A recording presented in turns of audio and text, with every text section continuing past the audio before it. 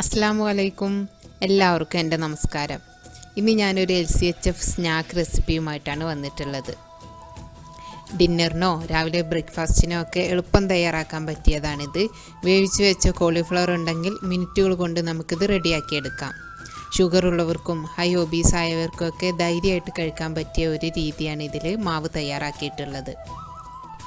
അപ്പോൾ എങ്ങനെയാണ് ഇത് തയ്യാറാക്കുന്നത് എന്ന് ഞാനിവിടെ വിവരിക്കാം.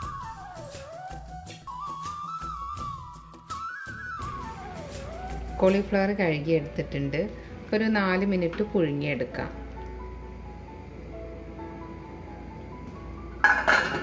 അടച്ചു വെക്കാം.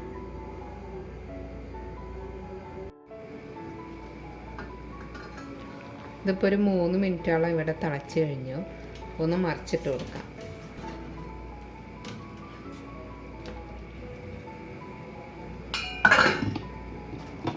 ഒരു 2 മിനിറ്റും കൂടി തിളക്കട്ടെ.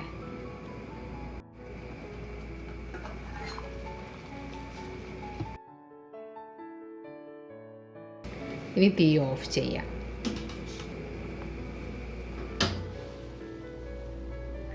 വെള്ളത്തിൽ നിന്ന് ഇത് കോരിയെടുക്കാം.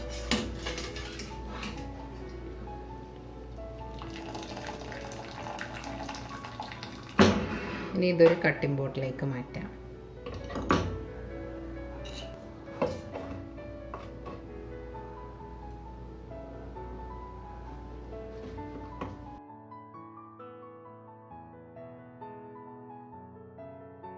ഇനി ഇത് നമുക്ക് പൊരിക്കാൻ വേണ്ടിയിട്ട് ഓരോരോ ഫ്ലോററ്റ്സ് ആക്കിയിട്ടാണ് എടുക്കേണ്ടത്, ഓരോരോ പൂക്കൾ പോലെ. അപ്പോൾ ഇത് നല്ല ചൂടുണ്ട്. അപ്പോൾ ചൂടാറിയതിന് ശേഷം ഇനി നമുക്ക് മുറിക്കാം. ഇതുപോലെ ഒരു ചെറിയ ചെറിയ കഷ്ണങ്ങളാക്കിയിട്ട് എടുക്കാം. നമ്മൾ പുഴുങ്ങിയതിൽ നിന്ന് ഒരു പകുതിയുടെ അത്രയും ഞാൻ എടുത്തിട്ടില്ല, ബാക്കി ഞാൻ മാറ്റി വെച്ചിരിക്കുകയാണ്. 2 ആൾക്ക് കഴിക്കാൻ വേണ്ടി ഇത്രയും മതിയാകും. ഇനി നമുക്ക് ഈ കോളിഫ്ലവറിൽ കുറച്ച് മസാലയൊക്കെ ഒന്ന് പുരട്ടിയെടുക്കാം. ഈ കോളിഫ്ലവറിലേക്ക് വേണ്ടിയിട്ട് എരിവിനുള്ള മുളക് പൊടി ചേർത്ത് കൊടുക്കാം. ഞാനിവിടെ ഒരു 3/4 ടേബിൾ സ്പൂൺ മുളക് പൊടി ചേർത്തിട്ടുണ്ട്. 1/2 ടീസ്പൂണ് മഞ്ഞൾ, ഇല്ല, ഒരു 1/2 ടീസ്പൂണ് ഗരം മസാല.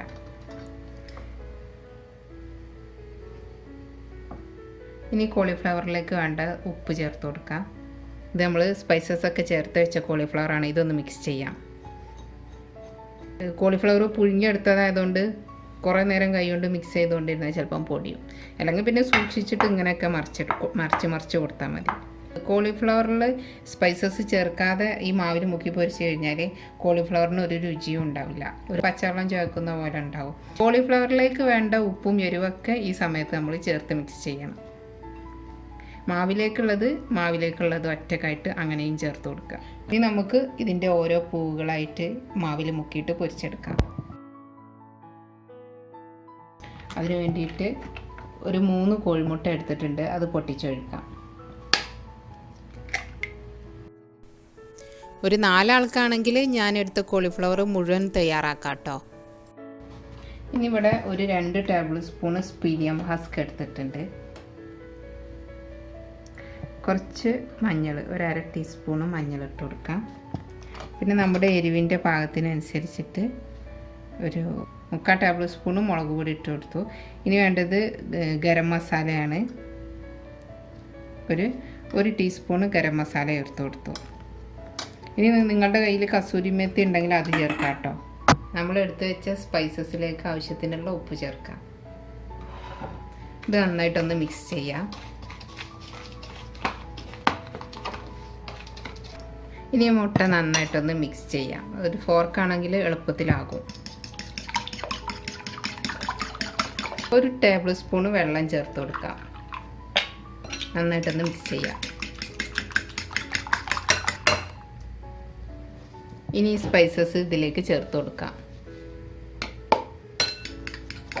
ഇതാണ് നമ്മൾ കോളിഫ്ലവർ മുക്കി പൊരിക്കാൻ ഉപയോഗിക്കുന്ന മാവ്. നന്നായിട്ട് മിക്സ് ചെയ്യണം. ഇത് കട്ട കെട്ടി കിടക്കും. ആദ്യം ഒരുപാട് നേരം ഇങ്ങനെ മിക്സ് ചെയ്തുകൊണ്ടിരുന്നാൽ യോജിച്ച് കിട്ടും.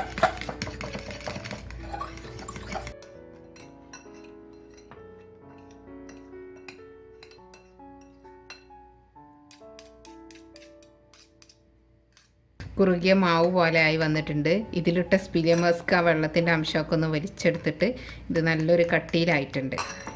ഇവിടെ ഇപ്പോൾ വെളിച്ചെണ്ണ ചൂടായിട്ടുണ്ട്. പിന്നെ അപ്പോൾ ഇനി ഓരോ പൂകൾ ഈ മാവിലേക്ക് ഇടാം.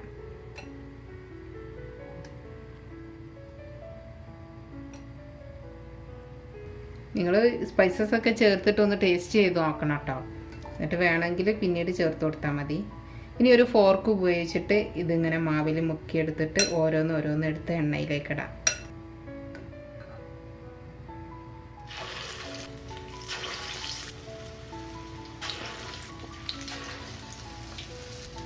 ഇനി ഇതിൻ്റെ ഉള്ളിലുള്ള കോളിഫ്ലവർ പ്രത്യേകിച്ച് വേവാനൊന്നുമില്ല. അപ്പോൾ ഈ പുറത്തെ കോട്ടിംഗ് ഒന്ന് നമ്മുടെ പാകത്തിന് ഗോൾഡൻ ഫ്രൈ ആയി കഴിഞ്ഞാൽ കോരിയെടുക്കാം. നമ്മൾ ആദ്യം ഇട്ടതൊക്കെ അടിഭാഗം ആയിട്ടുണ്ട്, അതൊന്ന് മറിച്ച് കൊടുക്കാം.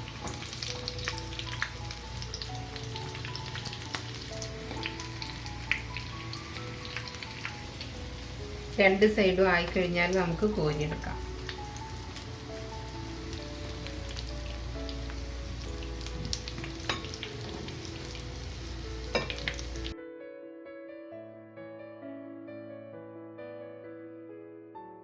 ഇതേപോലെ തന്നെ ബാക്കിയുള്ളതും പൊരിച്ചെടുക്കാം. ഇത് പൊരിച്ച് നോക്കിയിട്ട് മാവില്ല എന്ന് തോന്നുകയാണെങ്കിൽ പിന്നെ കുറച്ചുകൂടി തയ്യാറാക്കാം കേട്ടോ. ഇനിയിപ്പോൾ ഈ മാവ് ഇങ്ങനെ ബാക്കിയായാലും കുഴപ്പമില്ല, നമുക്കതൊരു ഓംലെറ്റ് പോലെ പൊരിച്ചെടുക്കാം. ഇങ്ങനെയുള്ള പൊരിക്കടികൾക്ക് ഒരു മാവാണ് നമുക്കൊരു ബുദ്ധിമുട്ടായിട്ട് വരിക. ഷുഗർ ഉള്ളവർക്കും തടിയുള്ളവർക്കൊക്കെ തയ്യാറാക്കി നോക്കാവുന്നൊരു മാവാണ്. പിന്നെ ഈ സ്പിലിയം ഹസ്ക് മാക്സിമം 10 ഗ്രാം ഒരു ദിവസം ഒരാൾ കഴിക്കാവും. അപ്പം ഞാനിവിടെ 2 സ്പൂൺ എടുത്തത് 2 ആൾക്ക് വേണ്ടിയിട്ടാണ്. നോർത്ത് ഇന്ത്യക്കാർ പാകിസ്ഥാനികളൊക്കെ സാധാരണ ലൈഫിൽ തന്നെ ടാങ്കിലൊക്കെ അത് കലക്കിയിട്ട്, നമ്മൾ ടാങ്ക് കലക്കിയ കട്ടി ഉണ്ടാവില്ലല്ലോ, അപ്പോൾ ഒരു ജ്യൂസിൻ്റെ കട്ടി കിട്ടാൻ വേണ്ടിയിട്ട് അവർ ടാങ്കിലൊക്കെ അത് മിക്സ് ചെയ്യും. ഞാനിവിടെ എടുത്ത മാവ് ഇത് പൊരിക്കാൻ വേണ്ടി പാകമായിരുന്നു. ലാസ്റ്റ് വന്നപ്പം ഒരു പിടിയോളം ചെറിയ ചെറിയ പൊടിഞ്ഞ കോളിഫ്ലവർ ഉള്ളത് ഞാൻ ആ മാവിലേക്ക് ഇട്ട് മിക്സ് ചെയ്തിട്ട് അങ്ങ് പൊരിച്ചെടുത്തു. അപ്പോൾ ഇതാ ഞാനിവിടെ മുഴുവനും പൊരിച്ചെടുത്തിട്ടുണ്ട്.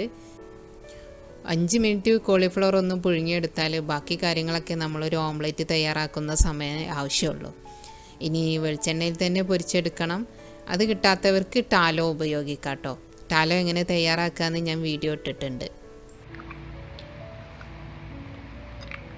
മാവൊക്കെ നല്ല നമ്മൾ ഗ്രെയിൻസൊക്കെ ഉപയോഗിച്ചുണ്ടാക്കിയ മാവ് പോലെ നല്ല സോഫ്റ്റായിട്ട് പെർഫെക്റ്റ് ആയിട്ടുണ്ട്.